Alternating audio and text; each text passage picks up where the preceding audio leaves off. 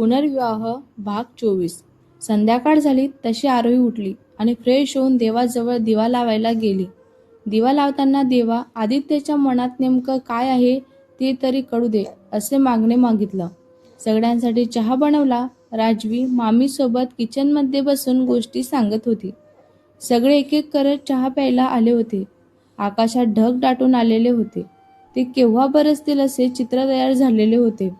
आरोहीने सगळ्यांचा चहा गार्डनमध्ये असलेल्या टेबलवर आणला होता.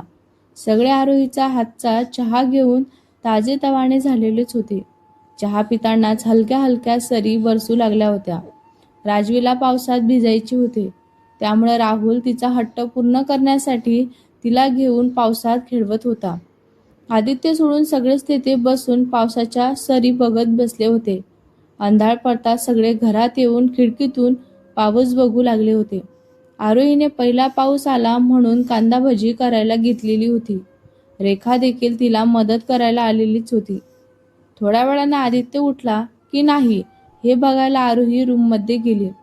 आरोहीने पहिला पाऊस आला म्हणून कांदा भजी करायला घेतलेलीच होती. रेखा देखील तिला मदत करायला आली. थोड्या वेळानं आदित्य उठला की नाही हे बघायला आरोही रूममध्ये गेली. जाताना चहा व भजी घेऊन वरती गेली.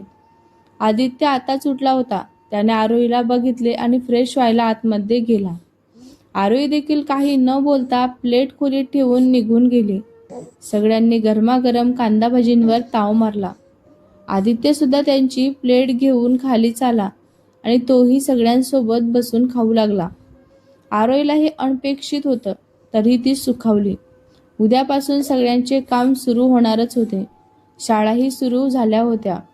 2 दिवसात आरोही सुद्धा शिकवणीमध्ये बिझी होणारच होती. तिला सुद्धा 2 दिवसांनी जॉईन व्हायचं होतं. वरचेही कॉलेज सुरू होणारच होते. रेखा, राहुलने सकाळी परतांचा प्लॅन केला. वरद देखील त्यांच्यासोबत जाऊन आईला परत घेऊन येणार होता. आदित्य काही वेळाने खोलीत जाऊन लॅपटॉप उघडून ऑफिसचे काम करत बसलेला होता. रेखा व आरोही संध्याकाळचे जेवण तयार करीत होत्या.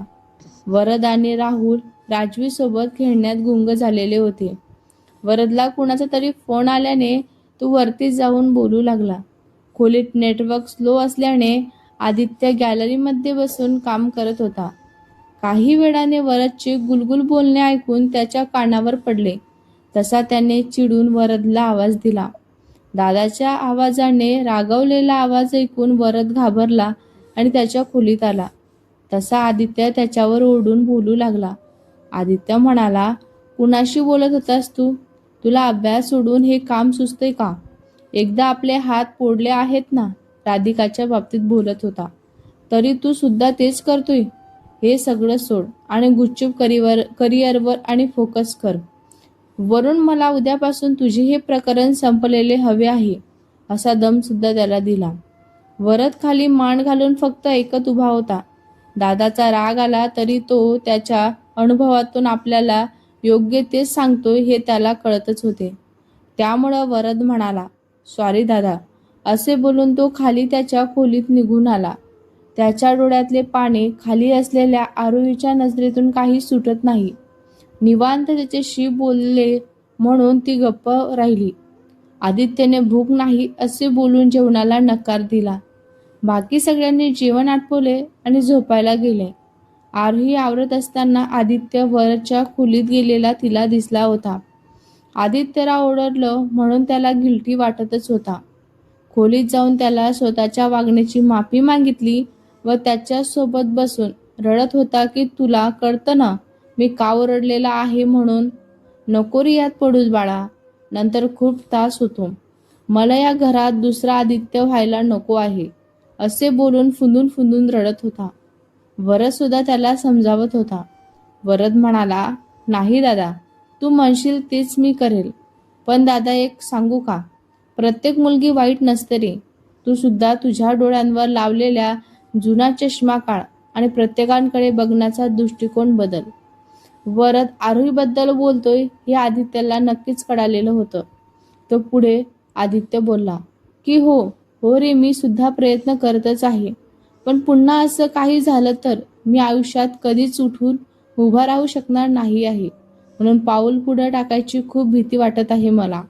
तेव्हा वरद त्याला बोलला, दादा, आम्ही आहोत ना तुझ्यासोबत. तू नको काळजी करूस. आणि नशीब एकदा फसवेल, पुन्हा पुन्हा नाही. तेव्हा तू बिनधास्त पाऊल टाक. दोघेही अश्रू पुसत कितीतरी वेळ तसेच बसून राहिलेले होते. बराच वेळ झाला ते दोघे बोलत होते. हे बघून आरोही खोलीत गेली आणि पडल्या पडल्या तिचा डोळा लागला. काही वेळाने आदित्य खोलीत आला. झोपलेल्या आरोहीकडे बघून, आता नाही तुला त्रास देणार, असे मनातल्या मनात बोलून झोपायला गेला होता. सकाळी ठरल्याप्रमाणे रेखा, राहुल, राजवी आणि वरद निघाले. आरोही आणि आदित्यने त्याला प्रेमाने निरोप दिला. आपल्यामुळे टूर थोडा खराब झाला म्हणून त्याने दोघांनाही सॉरी म्हणाला. राहुल म्हणाला, तुम्ही सॉरी बोलून आम्हाला पर्क करताय दादा, असे बोलून त्याला मिठी मारली. आज आदित्यला ऑफिसला जाणे खूप गरजेचे होते. आरोही घरात एकटीच असणार होती म्हणून. त्यामुळे तिने त्याला लवकर या घरी असे सांगितले होते. तू सुद्धा हो, काळजी घे, म्हणून ऑफिसला निघून गेला. मागच्या महिन्यात बऱ्याच सुट्ट्या झाल्यामुळं खूप काम पेंटिंग होतं. त्यामुळे आदित्य आल्या आल्या कामात व्यस्त झाला होता. आरोही लताताईंना प्रवासातल्या गमती जमती सांगत होती. आठवडाभरांची सगळी कामे उरकण्यात दोघींचा दिवस कधी गेला, संध्याकाळ कधी झाली, तशा लताबाई घरी गेल्या. इकडं आदित्य कामात इतका व्यस्त झाला होता की त्याला वेळेचे भानच राहिले नाही. आरोही बिचारी येर झाल्या घालत त्याची वाट बघत होती, कारण एकटी घरी ती कधीच राहिलेली नव्हती. लग्नाआधी सुद्धा तिला एकटं राहायची कधी वेळ आलेली नव्हती. तशी कधी वेळ आलीच तर ती वनिता काकीकडे जाऊन थांबायची. प्रवीणने ऑफिस बंद करायचे का, असे विचारले. तेव्हा आदित्यने घड्याळात बघितले आणि 8 वाजली असे बघून ताबडतोब घरी जायला निघाला होता. रस्त्यात रात्रीचं ट्रॅफिक आणि म्हणून आरोहीला कॉल करण्यासाठी त्याने फोन हातात घेतला तर फोन बंद झाला होता. कामाच्या गडबडीत तो आज चार्जर सुद्धा घरीच विसरलेला होता. इकडे आरोही त्याला सतत फोन लावत होती, पण पलीकडची बाई, आपण ज्यांना फोन करताय तो नंबर सध्या बंद आहे, या पलीकडं काहीच बोलत नव्हती. आता मात्र आरोहीला भीती वाटू लागली होती. आजूबाजूला बरीच शांतता झालेली होती. वरदला फोन करावे तर तो उगाच टेन्शन घेईल म्हणून देवाचे नाव घेत दारातच उभी होती. गाडीचा आवाज आला की धावत जाऊन बघत होती. डोळ्यात पाणी जमा झालेलं होतं तिच्या. तिला आधी त्याच्या ऑफिसचा किंवा त्याच्या मित्राचा कोणाचाही नंबर माहिती नव्हता. आता काय करावे या विचारात असतानाच गेटमधून गाडी आतमध्ये आली आणि धावतच आदित्य घरात येऊ लागला होता. त्याला सुखरूप बघून आरोहीच्या डोळ्यातील धारा बरसायला लागल्या. त्याने उशीर होईल असे न कळवल्याने तिला रागही अनावर झालेलाच होता आणि काळजीची जागा भीतीने घेऊन नाना शंका तिच्या मनात येऊन गेलेल्या होत्या. त्याच्याकडे एक कटाक्ष टाकून धावतच ती खोलीमध्ये निघून गेली आणि दार बंद करून जोरजोरात रडू लागली. इतक्या महिन्याचे, इतक्या वर्षाचे साठवलेले सगळे दुःख तिच्या मनातून बाहेर पडतच होते. आजपर्यंत अश्रू गाळून ती रडलेली नव्हती, पण आज तिच्या कंठातून वेदना बाहेर पडत होत्या. तिच्या पाठोपाठ आदित्य देखील खोलीत आला. बंद दार आडून आरोही आरोही करून तिला आवाज देतच होता, पण ती काहीच बोलत नव्हती. आदित्य म्हणाला, एकदा दार उघड आणि माझं ऐकून तरी घे ना ग, अशी विनवणी तिला तो करत होता. पण तिच्यापर्यंत ते शब्द पोचतच नव्हते. तिला इतके रडताना बघून त्याला खूप वाईट वाटत होते. तो खूपदा तिची माफी मागतच होता, पण आज ती त्यालाही प्रतिसाद देत नव्हती. तिचे हे रूप आदित्यला नवीनच होते. त्यानं असं कधी तिला बघितलेलंच नव्हतं. त्यानेही तिला थोडा वेळ द्यावा असा विचार त्याने केला आणि तोही दाराच्या बाहेरच बसून राहिला होता. त्याच्या डोळ्यातून सुद्धा पाणी बाहेर पडत होते. स्वतःचा राग त्याला येत होता. बराच वेळ झाल्यानंतर आरोही शांत झाली. आज तिने जेवण सुद्धा तयार केलेले नव्हते. ती दार उघडून बाहेर जाणारच तर तिला दारात बसलेला आदित्य दिसला. त्याचेही डोळे रडून रडून लाल झालेले होते.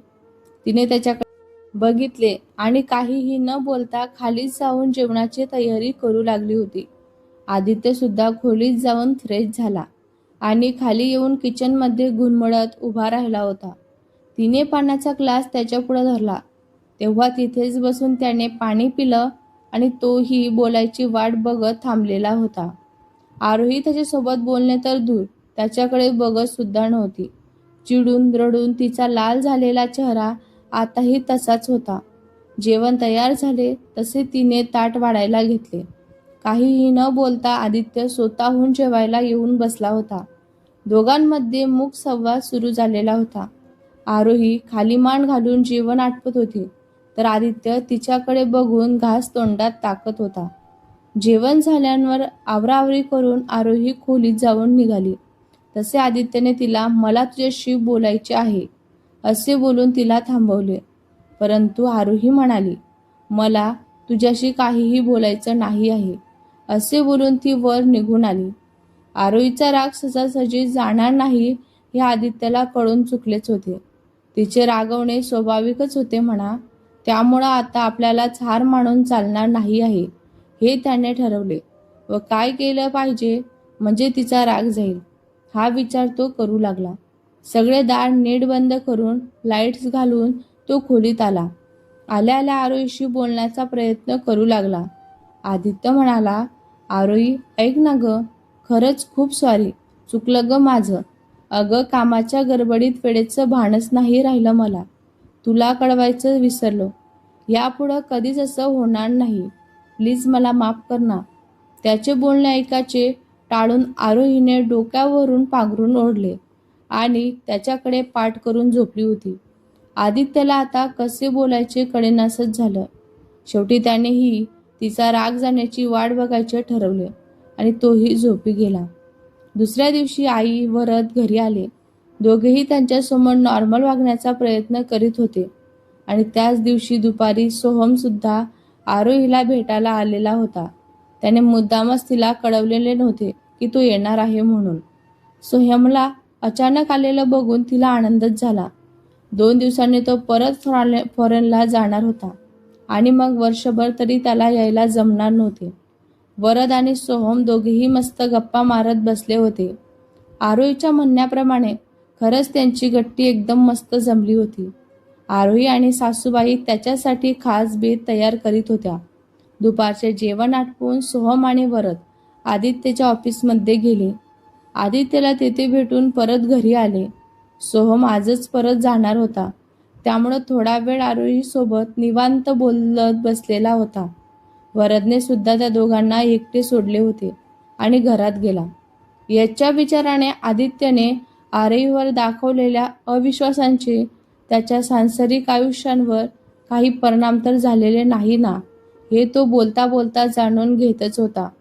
मध्येच त्याने ताई, तुझ्या आणि जिजूमध्ये सगळे ठीक आहे ना ग असा विचारताच नजर चोरत आरोही म्हणाली, हो रे ठीक आहे. असं का विचारतोय तू मला असे बोलत त्याला प्रतिप्रश्न केला. सोहम म्हणाला, तो नाही काही नाही ग, सहज विचारलं तुला.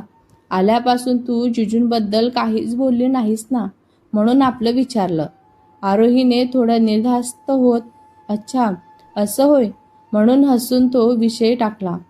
आदित्य आज लवकरच घरी आला. संध्याकाळी चहा व स्नॅक्स घेऊन सोहम सुद्धा जायला निघाला. आरोही त्याला राहण्यासाठी सगळ्यांनीच आग्रह केला होता, पण त्यालाही जायचे असल्यामुळं पुढच्या वेळेस नक्की असे बोलून निघाला. आरोहीने भरल्या डोळ्याने त्याला निरोप दिला.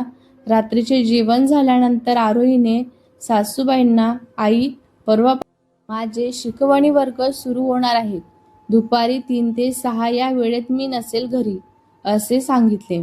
आई म्हणाली, तेव्हा जायचं आणि यायचं कसं, काय ठरवलं आहेस तू असे त्यांनी तिला विचारले. तेव्हा आरोही म्हणाली, रिक्षाने जाईल असे ती बोलली. मग वरद बोलला की मी येतो कधी कधी 3च्या आतमध्ये, तुला सोडून देईल की मी, आणि तुझे क्लासेस संपले की फोन कर, मी येत जाईन तुला घ्यायला. तेव्हा आई बोलल्या की हो, दुपारी तू सोड तिला. येताना आदित्य त्याच रस्त्याने येतो ना आणि वेळही जवळपास सारखीच आहे, तेव्हा तो घेऊन येत जाईल तिला. काय रे तुला चालेल ना असे आदित्यला विचारले. तेव्हा तो बोलला, मला काहीच प्रॉब्लेम नाही आहे. या सगळ्यांवर आरोही काहीच बोलू शकली नाही. तिनेही ठीक आहे असंच करूया म्हणून होकार दर्शवला.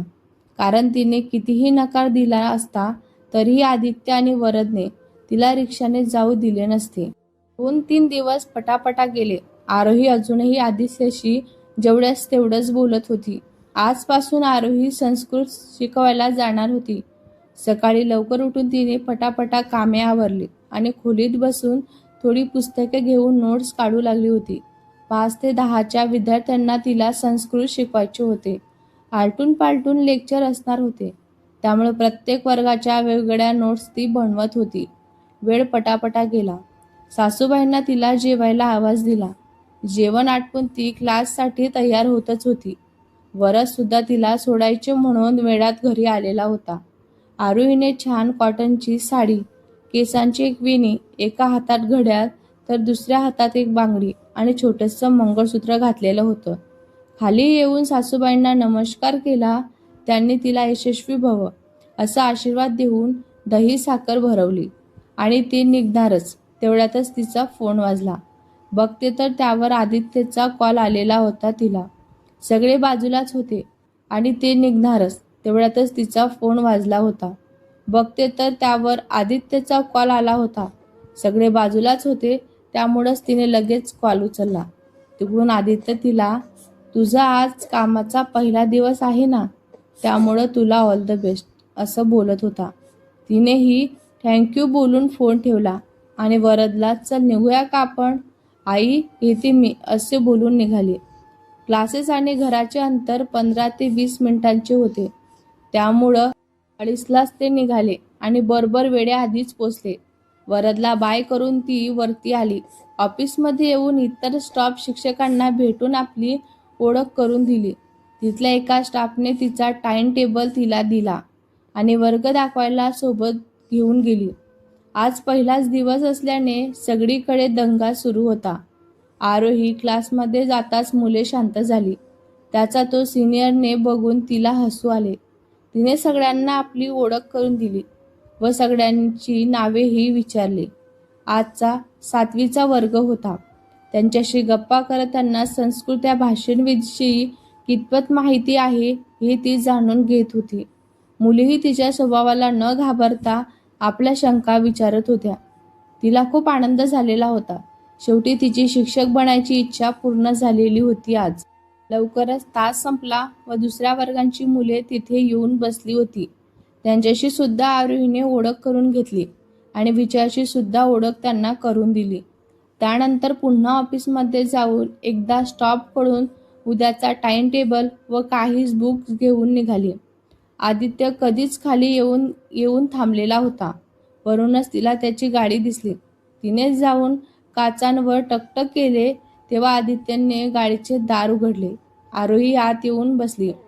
आदित्यने तिला, कसा होता पहिला दिवस असे विचारताच आरोही म्हणाली, मस्त असे उत्तर तिने दिले.